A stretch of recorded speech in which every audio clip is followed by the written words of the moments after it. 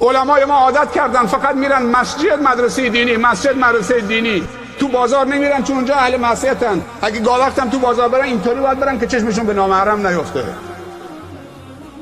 پس بشین تو خونه تا جوانا بیان، برو تو مسجد بشین تا جوانا بیان،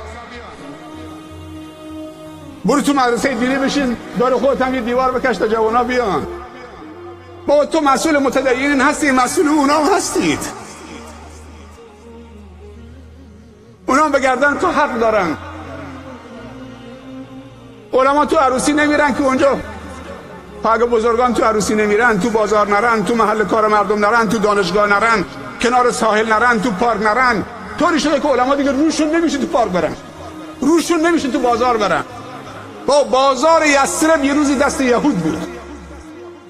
اقتصاد یثرب قبل از هجرت رسول الله صلی الله علیه و دست یهود بود. 3 قبیله بزرگ یهود در یثرب زندگی میکردن، قبیله بنی نظیر و بنی قینقاع و بنی قریظه.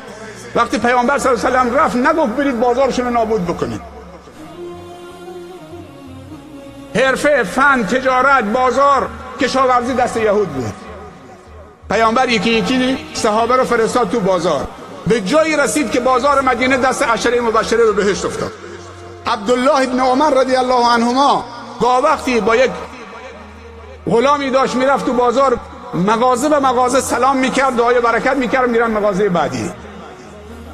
بعد غلامش میگفت سرورم، سیدم، چیزی نخریدید؟ بازار محل خرید و فروشه.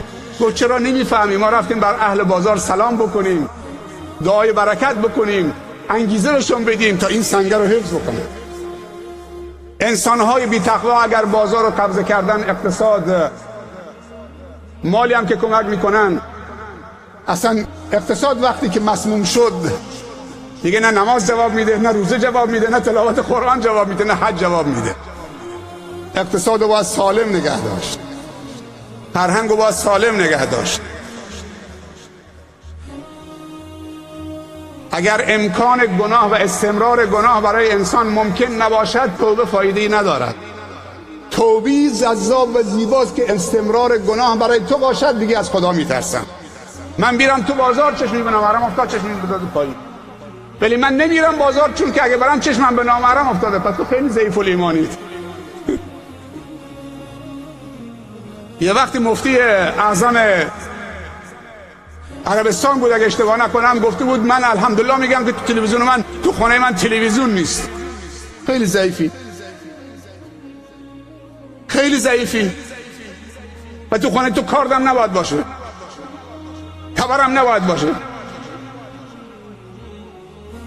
کبریتم نباید باشه، نفتم نباید باشه، گازم نباید باشه.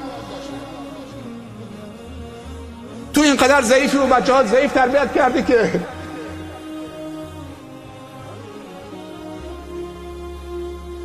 و این معاذ الله کجاست؟ و معاذ الله کجاست؟ برای هر یوسفی زلیخایی هست. زلیخا به یوسف گفت هی تلک، گفت معاذ الله انه ربی احسن مثوای. پدیده ها رو نمیشه از همه گرفت، جمعش کرد. پدیده ها باید جهت داد.